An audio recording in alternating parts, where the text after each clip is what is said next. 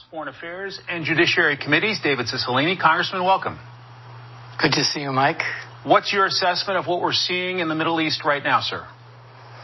This is a very dangerous situation. Israelis and Palestinians have a right to live lives free from violence, in peace, and be treated with dignity, and have, bright futures. And so I think our responsibility is to do all that we can to de-escalate the violence, to reduce the harm that is coming to both the Israelis and the Palestinians, and to encourage, again, a resolution of this long conflict through a two-state solution. And so I think President Biden got it right when he spoke to both President Abbas and Prime Minister Netanyahu. We should all be horrified at this violence, particularly the loss of civilian life and the loss of children's lives.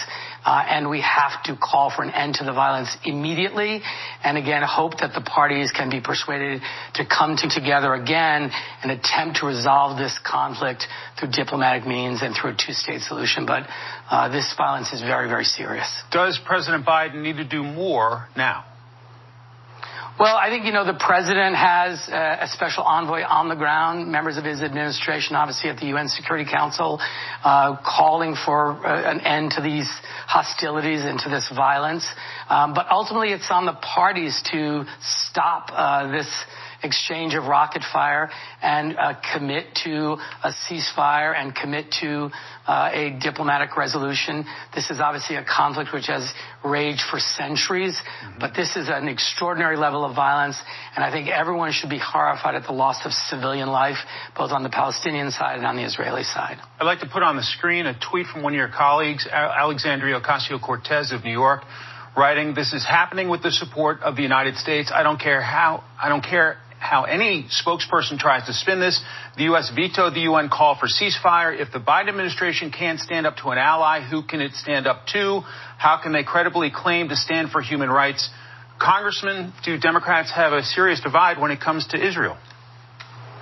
I don't think so. Look, I think, again, that most people recognize that the violence that we're seeing has to end, that the loss of civilian life is horrific, that the Palestinians and the Israelis have a right to live lives free of violence, in peace, with reasonable prospects for a bright future, and that all efforts should be made to de-escalate this violence. The UN Security Council is meeting as we speak. I think you heard the ambassador to the UN call for an end to the violence.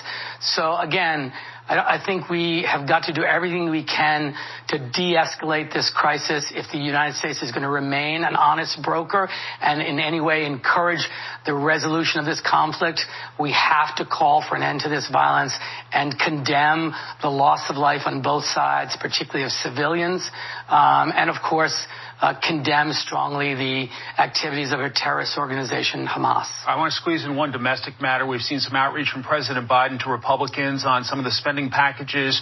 Do you think there will be bipartisanship on an item like infrastructure, or do you think Democrats will go it alone?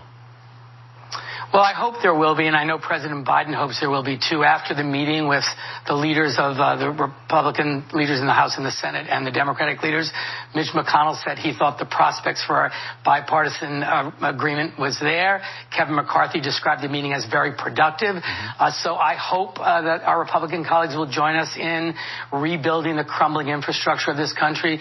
This American Jobs Plan will create millions of good-paying jobs, will repair our infrastructure, make necessary investments so we can compete in a global economy. So it should be bipartisan, but I think the president has also said we're going to do it.